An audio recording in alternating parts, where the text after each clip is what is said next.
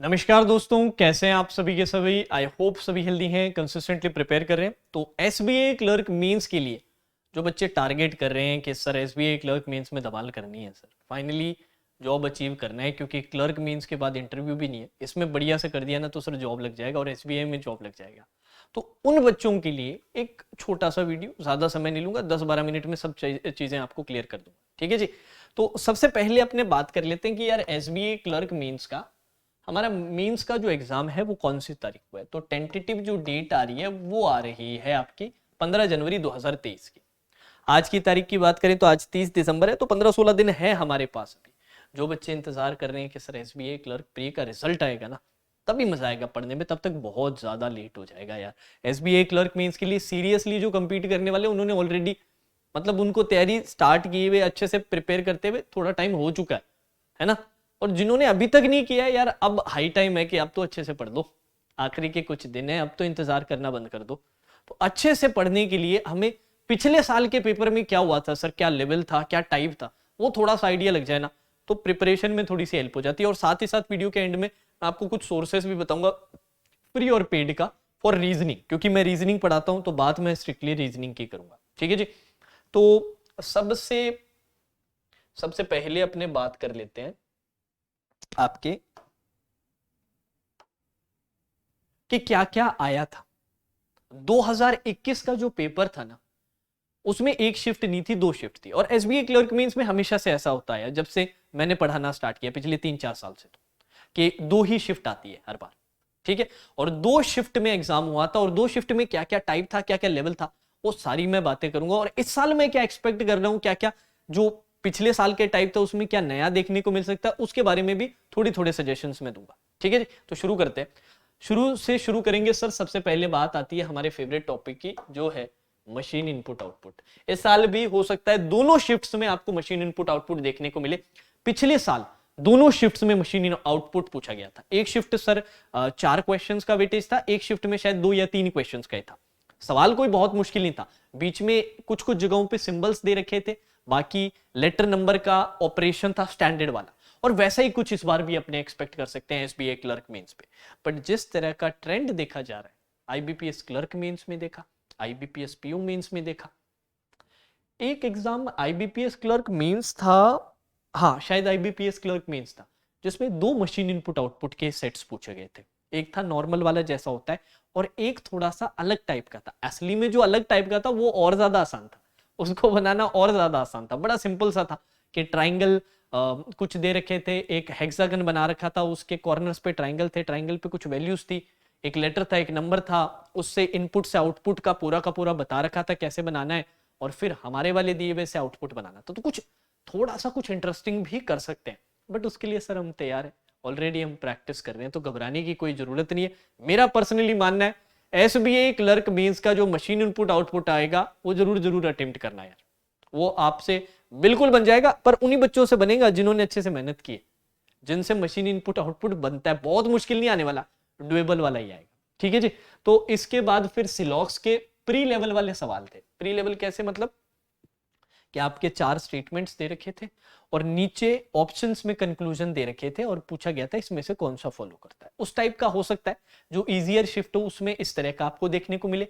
अब ये भी हो सकता है कि आपसे फॉलोज ना पूछ के डज नॉट फॉलो पूछ लिया जाए कि कौन सा फॉलो नहीं करता है। तो क्वेश्चन अच्छे से जरूर रीड करना, क्योंकि अब डज नॉट फॉलो वाले भी बड़े कॉमन हो चुके हैं। और ये भी हो सकता है कि आपसे डेफिनेट फॉल्स वाले पूछे जाए या डेफिनेटली डज नॉट फॉलो वाले पूछे जाए। तो क्वेश्चन पढ़ना बड़ा जरूरी है। तो ये तीनों वेरिएशन आ सकते हैं कि नॉर्मल वाले आए, डज नॉट फॉलो आए, या डेफिनेट फॉल्स वाले हैं, ठीक है जी। इसके 3-4 क्वेश्चंस देखने को मिल सकते हैं। कोडेड डायरेक्शन बड़ा ही स्टैंडर्ड सा सर, जो अपने पैटर्न रहता है ना, एक नंबर दे दिया जाता है, उस ब्रैकेट में एक नंबर लिखा होता है, उससे रिलेशन होता है प्लस माइनस का। तो जब पिछली बार पूछा गया था एक +10 का था, नॉर्थ और साउथ का शायद तक, और ईस्ट और वेस्ट का -7 था। बड़ा स्टैंडर्ड सा, बड़ा सिंपल सा, ठीक है। अब यहां पर अगर मुश्किल वाले शिफ्ट में कोडेड डायरेक्शन का हो सकता है तो जंक्शन वाला टाइप पूछा जा सकता है, या कोडेड में डायरेक्शन के अंदर कुछ नया, कुछ अलग करके भी आपसे पूछ सकते हैं अगर मुश्किल वाले शिफ्ट में। इजी वाले शिफ्ट में स्टैंडर्ड वाला, क्योंकि एक शिफ्ट आसान आएगी, एक शिफ्ट थोड़ी मुश्किल आएगी, ये होता ही होता है, हर साल होता है। तो वो आपकी किस्मत पे, आपके हाथ में कौन सी शिफ्ट आती है। बट अगर इजी वाला है तो स्टैंडर्ड वाला कोडेड है, मुश्किल वाले में आया तो हो सकता है आपको कुछ नया जंक्शन वाला टाइप या फिर कुछ अलग कुछ नया देखने को मिल सकता है, ठीक है।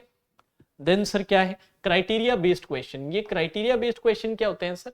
यार मैंने कुछ क्वेश्चंस आपको करवाए ना इस तरह के कि यार ये फाइनल कैंडिडेट सेलेक्ट होगा नहीं सेलेक्ट होगा, सीईओ को रिफर करेंगे, जीएम को रिफर करेंगे, साथ में रूल्स कुछ दिए होते हैं, रूल्स के कुछ एक्सेप्शंस दिए होते हैं, उस तरह के क्वेश्चंस थे। 3 क्वेश्चंस पूछे गए थे। चाइनीज कोडिंग प्री लेवल वाली थी जिसमें 5 स्टेटमेंट्स पूछे गए थे। थोड़ा लेंदी था, थोड़ा टाइम टेकिंग था, पर था आपका प्री पैटर्न पे ही था, पर टाइम टेकिंग थोड़ा सा था। अब चाइनीज कोडिंग एकदम से आईबीपीएस वाले जो पेपर बनाते हैं ना उनको चाइनीज कोडिंग बड़ा अच्छा लगने लग गया, क्योंकि चाइनीज कोडिंग में आजकल रॉन्ग कोडेड वर्ड या रॉन्ग कोडेड सेंटेंस का along with the fill in the blanks देने लगे। तो हो सकता है इस तरह का वेरिएशन आपको एसबीआई क्लर्क मेंस में भी देखने को मिल सकता है, जिसमें रॉन्गली कोडेड सेंटेंस या रॉन्गली कोडेड वर्ड आपको दिया जाए और फिर पूछा जाए अलोंग विद कुछ फिल इन द ब्लैंक्स भी हो साथ में, कि एक जगह पे ब्लैंक भी हो और साथ में रॉन्गली कोडेड भी हो, है ना। देन सर कोडेड इनइक्वालिटीज, ये बड़ा स्टैंडर्ड है, इसमें कोई नया नहीं है, कुछ अलग नहीं है। इसमें जो नया आ सकता है, पर्सनली मेरा मानना है कि कोडेड इनइक्वालिटी के साथ कुछ ना कुछ कोडिंग और ऐड की जा सकती है। हो सकता है कोडेड इनइक्वालिटी के साथ कोडेड सिलॉजिज्म ऐड कर दिया जाए, कोडेड इनइक्वालिटी के साथ कोडेड ब्लड रिलेशन ऐड कर दिया जाए। कोडेड इनइक्वालिटी में एक और चीज ये कर सकते हैं कि डेफिनेट फॉल्स का कंसेप्ट या डज नॉट फॉलो का कंसेप्ट भी इंक्लूड कर सकते हैं। बाकी अभी तक तो ज्यादातर जनरल क्वेश्चंस देखने को मिले और कोडेड इनइक्वालिटी के क्वेश्चंस भी अच्छे आते हैं, 3 4 5 5 क्वेश्चंस तक पूछे जाते हैं, ठीक है जी। देन इसके बाद है सर हमारी पजल्स के बारे में थोड़ी बात करते हैं। मंथ ईयर पजल पूछी गई थी, ठीक है। 4 महीने थे और 2 साल थे और साथ ही साथ सिटी का वेरिएबल था। बड़ा ही डुएबल सेट था, बड़ा ही डुएबल। 4 क्वेश्चन इस पे सीधा सीधा पूछे गए थे। इसको आपको मंथ डेट वाले स्टाइल से करना था, राइट। अब एज और ब्लड रिलेशन वाला था जिसमें 7 लोग थे, एक फैमिली ट्री बन रही थी और उनकी कुछ ना कुछ एजेस दे रखी थी, ठीक है। 4 क्वेश्चन यहां से भी थे। देन फ्लैट और फ्लोर का था, 3 फ्लोर थे, 2 फ्लैट थे और साथ में वेरिएबल। बच्चों को जनरली फ्लैट फ्लोर परेशान करता है तो बहुत सारे बच्चों ने अटेम्प्ट नहीं किया, बट ये भी काफी डुएबल सेट आया था, ठीक है जी। देन अपने कोडेड सिलोजिज्म आजकल बड़ा कॉमन हो गया है और कोडेड सिलोजिज्म के साथ साथ आजकल रिवर्स कोडेड सिलोजिज्म भी काफी जगहों पे देखने को मिला है। मैंने भी कई जगहों पे प्रैक्टिस भी करवाया, कई क्लासेस में प्रैक्टिस करवाया। तो कोडेड सिलोजिज्म के साथ साथ हो सकता है कुछ नया आपके साथ रिवर्स कोडेड सिलोजिज्म पूछा जा सके, उसमें थोड़ा सा टाइम ज्यादा लगेगा। रिवर्स सिलोजिज्म तो है ही, डेफिनेटली कोडेड सिलॉक्स आ सकता है, रिवर्स सिलॉक्स आ सकता है, पर कोडेड रिवर्स सिलॉक्स भी आ सकता है, ठीक है। Then sir alpha numeric series बड़ा स्टैंडर्ड सा था, 2 क्वेश्चन थे, पता नहीं 3 क्वेश्चन थे, ज्यादा स्टेप भी नहीं थे इसमें। कंडीशन कोडिंग थी। कंडीशन कोडिंग कौन से वाली?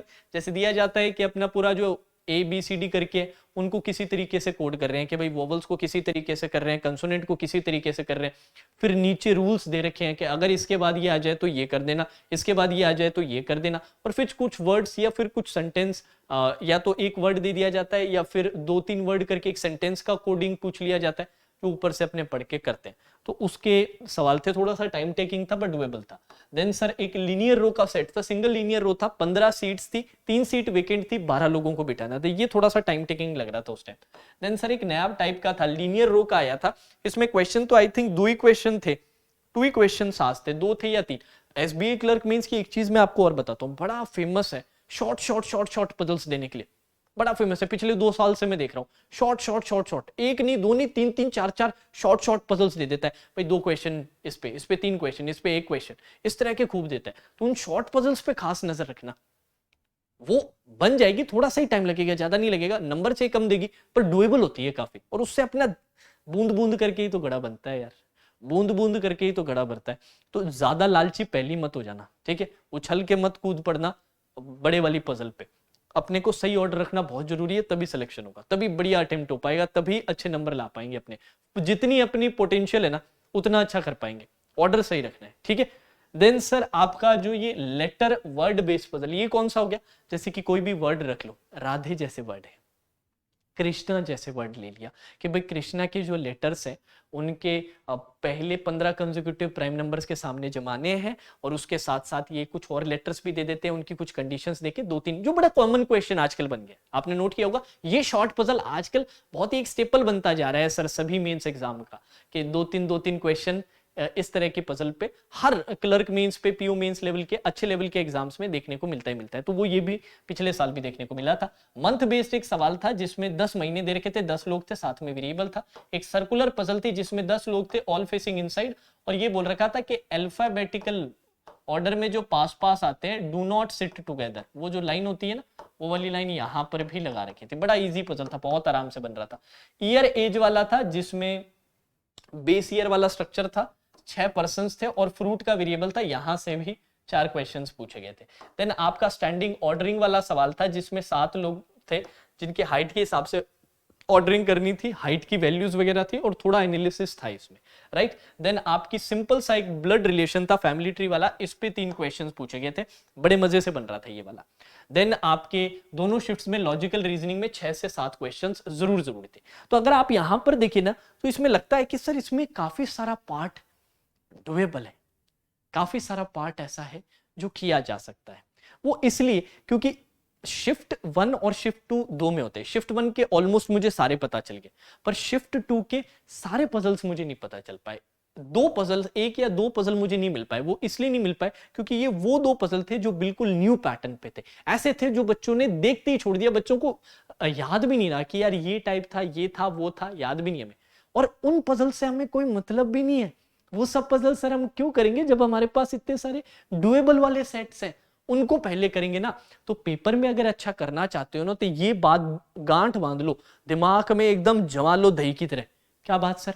कि जब तक पेपर सही ऑर्डर में अटेम्प्ट नहीं करेंगे ना, तब तक सर हम अपने फुल पोटेंशियल को पेपर में शो ही नहीं कर सकते। चाहे क्लास में बैठ के, चाहे मॉक्स में, चाहे घर पे बैठ के कितने भी हम तुर्रम खान बन जाए, पर जब तक पेपर में अच्छे से अटेम्प्ट करने का ऑर्डर सेट नहीं कर पाते ना, राउंड्स का, जैसे कि मैंने सिखाया, वो बहुत जरूरी है यार, बहुत जरूरी है। वो आप सीख गए ना, आपको कोई नहीं रोक सकता, ठीक है।